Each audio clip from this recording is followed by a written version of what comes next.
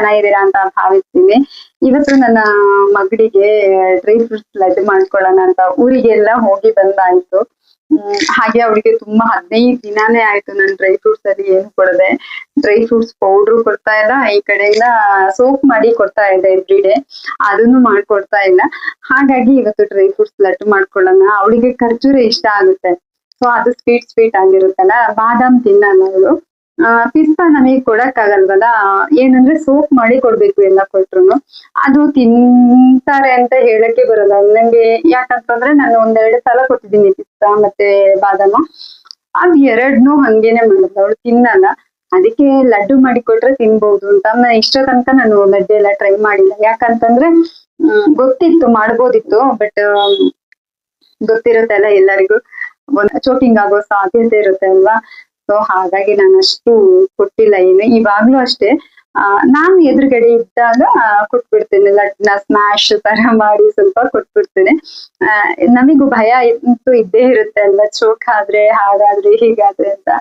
ಎಷ್ಟೇ ಧೈರ್ಯ ತಗೊಂಡ್ರು ಕೆಲವೊಂದು ವಿಷಯಗಳಲ್ಲಿ ನಾವು ಓವರ್ ಕಾನ್ಫಿಡೆನ್ಸ್ ಆಗಿರಕ್ಕೂ ಆಗಲ್ವಲ್ಲ. ಹಾಗಾಗಿ ಆಮೇಲೆ ಇನ್ನೊಂದೇನಂದ್ರೆ ವಿಷಯ ಹೇಳ್ಬೇಕು ಅಂತಂದ್ರೆ,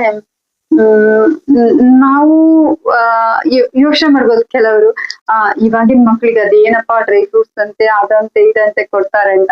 ಬಟ್ ನಾವು ಆ ಟೈಮಲ್ಲಿ ಇದ್ದಾಗ ನಮಗೆ ಅಷ್ಟು ಅಂದ್ರೆ ಪ್ಯೂರ್ ಆಗಿರೋ ಸಿಗ್ತಾ ಇತ್ತು. ಪ್ಯೂರ್ ಆಗಿರೋ ತರಕಾರಿ ಆಗ್ಲಿ ಅಥವಾ ಒಂದು ಹಣ್ಣಾಗ್ಲಿ ಪ್ರತಿಯೊಂದು ಸಿಗ್ತಾ ಇತ್ತು. ಇವಾಗ ಎಲ್ಲಾನು ಆರ್ಗ್ಯಾನಿಕ್ ಅಂತ ಯಾವ್ದು ಇಲ್ಲ. ಇವಾಗ ಎಲ್ಲಾನು ಪೆಸ್ಟಿಸೈಡ್ಸ್ ಯೂಸ್ ಮಾಡ್ತಾರೆ. ಸೊ ಹಾಗಾಗಿ ಇರೋದ್ರಲ್ಲಿ ಸ್ವಲ್ಪನಾದ್ರೂ ಮಕ್ಕಳಿಗೆ ಅಂತ ಒಂದ್ ಸ್ವಲ್ಪ ನ್ಯೂಟ್ರಿಷನ್ ಕೊಡೋಣ ಅಂತ ಅಷ್ಟೇ. ಅದು ಬಿಟ್ರೆ ಬೇರೆ ಏನು ಇಲ್ಲ.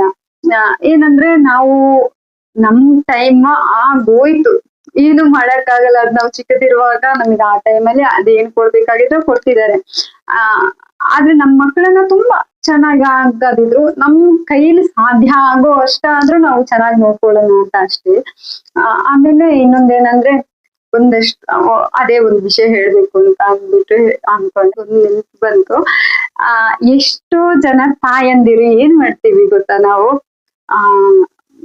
ಒಂದು ಮಗು ಆದ ತಕ್ಷಣ ಇದು ನೀವು ಏನಾದ್ರು ಮಾಡಿರ್ತೀರ ಮೇ ಬಿ ಅನ್ಸಿದ್ರೆ ಹೇಳಿ ಅಂತ, ನೀವ್ ಮಾಡಿದೀವಿ ಅಂತ.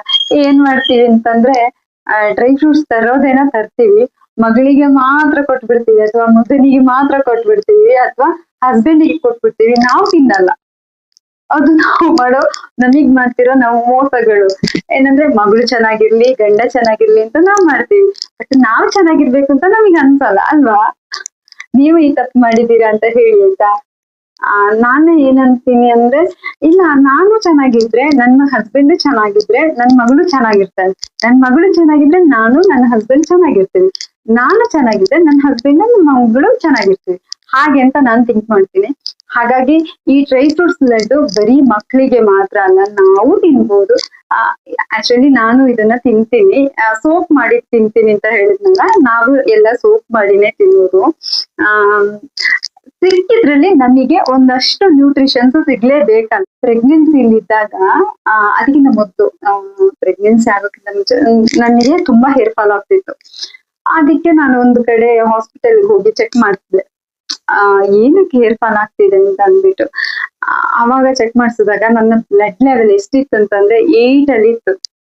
ನಂಬಲ್ಲ, ನನಗೆ ಪೀರಿಯಡ್ಸ್ ರೆಗ್ಯುಲರ್ ಇತ್ತು, ನನ್ಗೆ ಹೇರ್ ಫಾಲ್ ಸಿಕ್ಕಾಪಟ್ಟೆ ಆಗ್ತಿತ್ತು. ಹಂಗಂದ್ರು ಥೈರಾಯ್ಡ್ ಚೆಕ್ ಮಾಡಿ ಅಂತ ಹೇಳಿದ್ರು. ಥೈರಾಯ್ಡ್ ಚೆಕ್ ಮಾಡಿಸಿದೆ, ಥೈರಾಯ್ಡ್ ನಾರ್ಮಲ್ ಇತ್ತು. ಆಮೇಲೆ ನೋಡಿದ್ರೆ ಬ್ಲಡ್ ಕಡಿಮೆ ಇದೆ ಅಂತ ಬಂತು. ಆಮೇಲೆ ಇದು ಡಾಕ್ಟರ್ ಹೇಳಿದ್ರು ನಂಗೆ ಅವಾಗ, ಡೈಲಿ ಡೇಟ್ಸ್ ತಿನ್ನಕ್ ಟ್ರೈ ಮಾಡಿ, ಜಾಸ್ತಿ ತಿನ್ನಿ, ಅಂಜೂರ ಮತ್ತೆ ಡೇಟ್ಸ್ ತಿನ್ನಿ ಅಂತ ಹೇಳಿದ್ರು.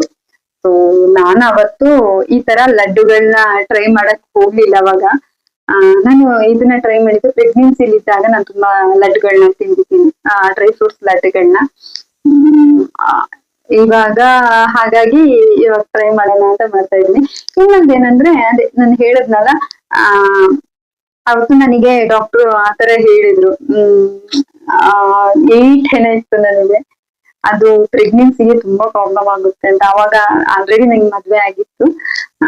ಪ್ರೆಗ್ನೆನ್ಸಿಗೆ ತುಂಬಾ ಪ್ರಾಬ್ಲಮ್ ಆಗುತ್ತೆ, ಪ್ಲೀಸ್ ಅಮ್ಮ ನಿನ್ ಹೆಲ್ತ್ ನೋಡ್ಕೊಂತ. ನಂಗೆ ಅವತ್ತ ಅನ್ನಿಸ್ತು ಏನು ಅಂತಂದ್ರೆ, ನಾವು ದುಡಿತೀವಿ, ಎಲ್ಲಾನು ಮಾಡ್ತೀವಿ, ಫ್ಯಾಮಿಲಿಗೋಸ್ಕರ ಪ್ರತಿಯೊಂದು ಮಾಡ್ತೀವಿ. ಮಗಳು ಅಥವಾ ಗಂಡನ ಮನೆಯವರು ಅಂತ ಎಲ್ಲಾನು ಮಾಡ್ತೀವಿ.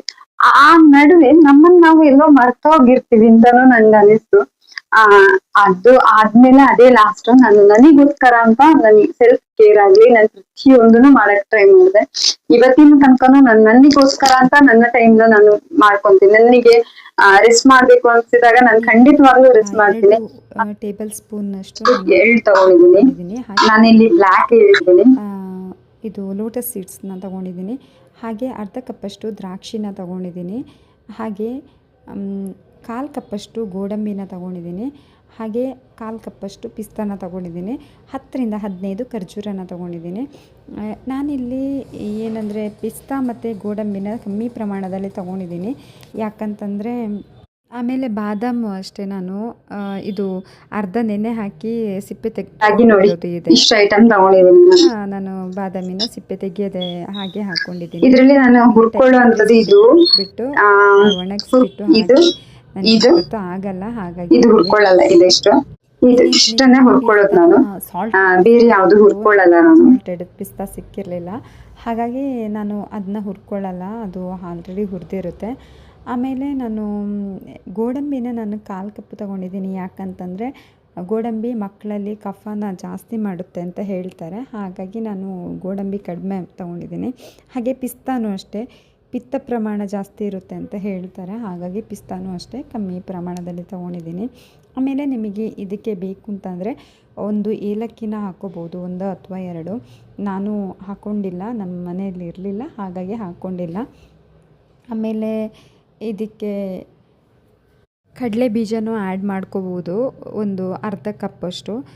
ನಾನು ಆ್ಯಡ್ ಮಾಡ್ಕೊಂಡಿಲ್ಲ, ನಾನು ಅವಳಿಗೆ ಸರಿಗಳಿಗೆಲ್ಲ ಕಡಲೆ ಬೀಜನ ಹಾಕ್ಕೊತೀನಲ್ಲ ಸಾಕು ಅಂತಂದ್ಬಿಟ್ಟು ನಾನು ಡ್ರೈ ಫ್ರೂಟ್ಸಿಗೆ ಏನೂ ಹಾಕ್ಕೊಂಡಿಲ್ಲ. ಆಮೇಲೆ ಲೈಟಾಗಿ ಬ್ರೌನಾಗಿ ಬರೋ ತನಕ ಹುರಿಬೇಕು ಎಲ್ಲ ಐಟಮ್ನು. ಲೋಟಸ್ ಸೀಡ್ಸ್ ಮಾತ್ರ ಅದು ಪ್ರೆಸ್ ಮಾಡಿದಾಗ ಪೌಡ್ರ್ ಆ ಥರ ಆಗಬೇಕು, ಆ ಥರ ಹುರಿಬೇಕು. ಆಮೇಲೆ ನಿಮಗೆ ಸಾಧ್ಯ ಆದರೆ ಬಾದಾಮನ್ನ ಆದಷ್ಟು ಸಿಪ್ಪೆ ತೆಗೆದ್ಬಿಟ್ಟೆ ಯೂಸ್ ಮಾಡಿ ಅಂತ ಹೇಳ್ತೀನಿ. ನನಗಿವತ್ತು ಆಗಲಿಲ್ಲ, ಅದಕ್ಕೆ ನಾನು ಕಮ್ಮಿ ಪ್ರಮಾಣದಲ್ಲೇ ಮಾಡಿರೋದು. ಏನಂದರೆ ಅದು ಜೀರ್ಣ ಆಗಲ್ಲ ಅಂತ ಹೇಳ್ತಾರೆ ಮಕ್ಕಳಲ್ಲಿ, ಅದಕ್ಕೆ ಆದಷ್ಟು ಸಿಪ್ಪೆ ತೆಗೆದ್ಬಿಟ್ಟೆ ಮಾಡಿ. ಒಂದಿನ ನೆನೆ ಹಾಕ್ಬೋದು, ಇಲ್ಲಾಂತಂದರೆ ಬಿಸಿ ನೀರಿಗೆ ಹಾಕಿಬಿಟ್ಟು ಒಂದು 5-10 ನಿಮಿಷ ಬಿಟ್ಟರೆ ಅದು ತನ್ನಿಂತಾನೇ ಸಿಪ್ಪೆ ಬಿಟ್ಕೊಳ್ಳುತ್ತೆ. ಅದಾದಮೇಲೆ ನೀವು 1 ದಿನ ಬೇಕಂತಂದರೆ ಇದು ಬಿಸಿಲಲ್ಲಿ ಒಣಗಿಸ್ಬಿಟ್ಟು ಯೂಸ್ ಮಾಡ್ಬೋದು. ಜೀರ್ಣ ಆಗಲ್ಲ ಅಂತ ಹೇಳ್ತಾರೆ ಮಕ್ಕಳಲ್ಲಿ, ಹಾಗಾಗಿ ಹೇಳ್ತಾ ಇದ್ದೀನಿ ಅಷ್ಟೇ. ಇದನ್ನು 10ರಿಂದ 15 ದಿನವೂ ಡಬ್ಬದಲ್ಲಿ ಹಾಕಿಬಿಟ್ಟು ಇಟ್ಕೋಬೋದು. ನಾನು ಜಾಸ್ತಿ ಏನು ಮಾಡ್ಕೊಂಡಿಲ್ಲ, ಯಾಕಂತಂದರೆ ನನಗೆ 1 ವಾರದೊಳಗಡೆ ಖಾಲಿ ಆದರೆ ಪರವಾಗಿಲ್ಲ ಅಂತ ಅಂದ್ಬಿಟ್ಟೆ ಮಾಡ್ಕೊತಾ ಇರೋದು. ಆಮೇಲೆ ಇನ್ನೊಂದೇನೆಂದರೆ ಹುರಿಯೋಕ್ಕೆ ತುಪ್ಪನೇ ಯೂಸ್ ಮಾಡಿ ಆದಷ್ಟು.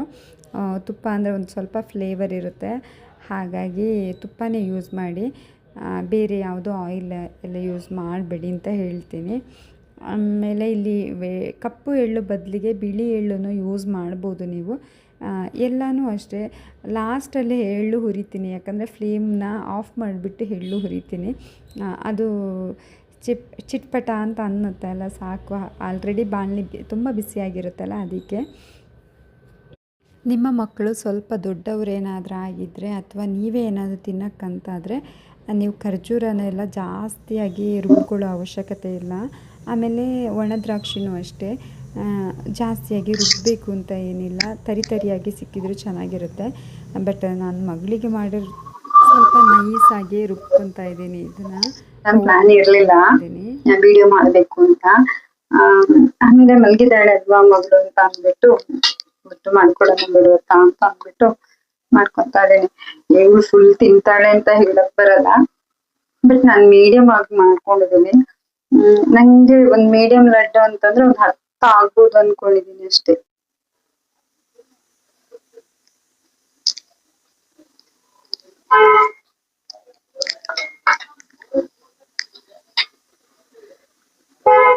ಇವತ್ತೇನು ಬ್ಲಾಗ್ ಮಾಡೋ ಪ್ಲಾನೇ ಇರ್ಲಿಲ್ಲ, ಹಾಗಾಗಿ